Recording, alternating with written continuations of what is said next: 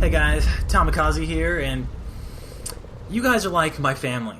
Like the family that I'll never ever meet, or the family that I'd gladly trade in for something better if I could, but nonetheless, we're still family, bound by the bonds of zombie-killing love.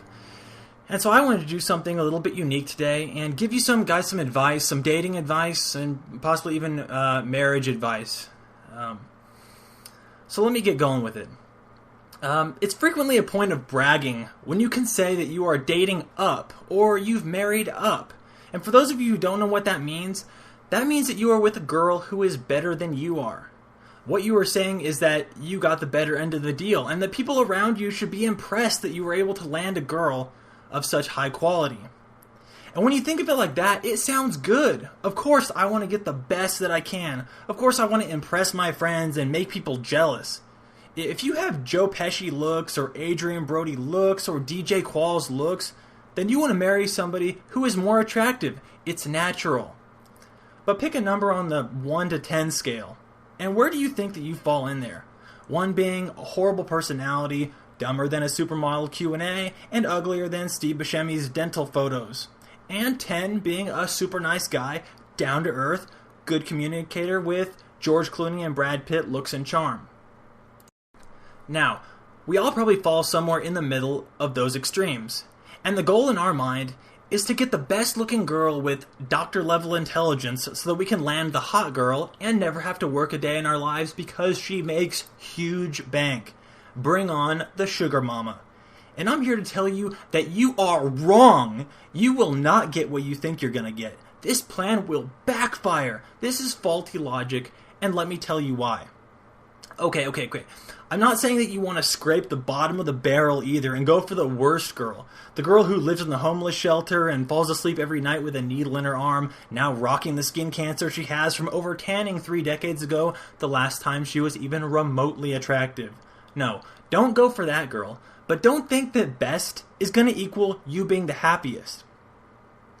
If right now you can say, I'm dating up, or I married up, then you have put yourself at a severe disadvantage in this relationship game of chess.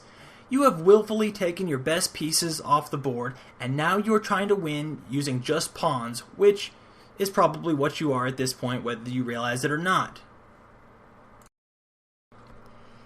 If she's better than you are, there's going to come a day that she reveals that she knows it, and now you know that she knows it.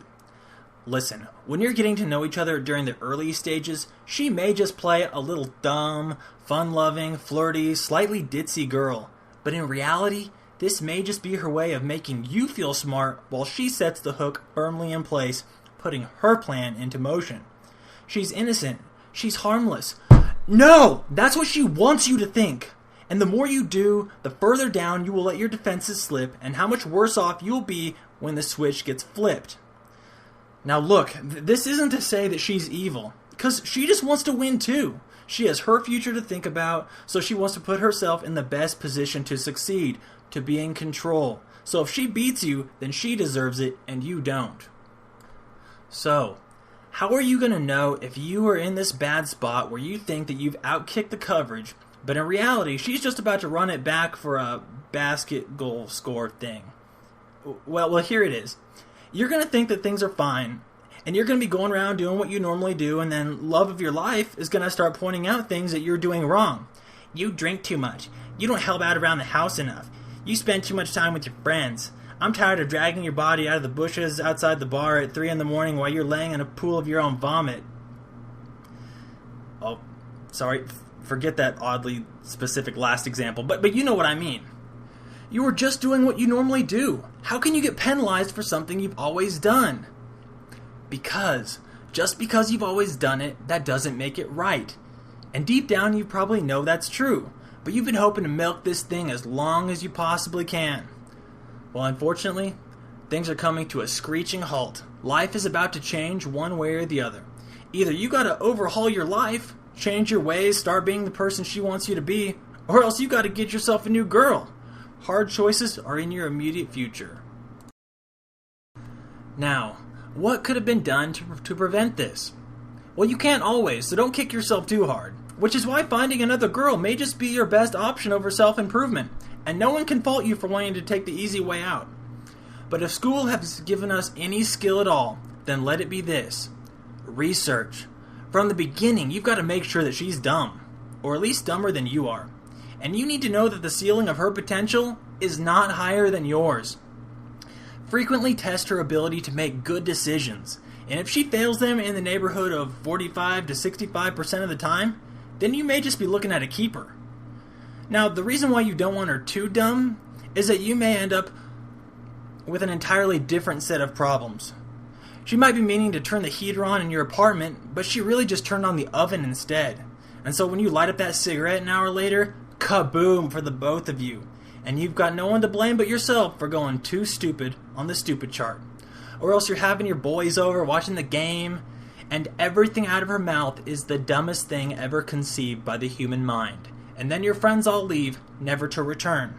At this point, you may just want to turn the oven on yourself and get in and light up that cig because you were so stupid that you got out-moroned by an idiot.